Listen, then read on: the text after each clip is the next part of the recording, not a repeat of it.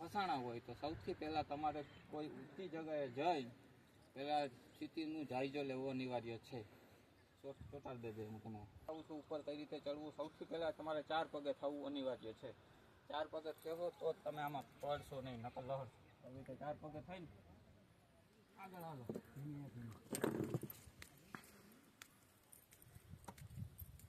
4 પગે થઈ જ જવાનું તો જ તમારું ભેગું થાય. બસ ચોટાડી દે. બોલો બોલો. તો અહીંયા થોડીક વધારે છે તો હાલવામાં થોડીક પ્રશ્ન ઊભા થાય છે. તો પગને અને આ હાથની એડિયું આવી રીતે ક્યાંક ફસાવો, પછી આગળ આવો આવી રીતે ધીમે ધીમે. અને જેટલો બને એટલો વજન હેઠળ જમીનમાં જ રાખો.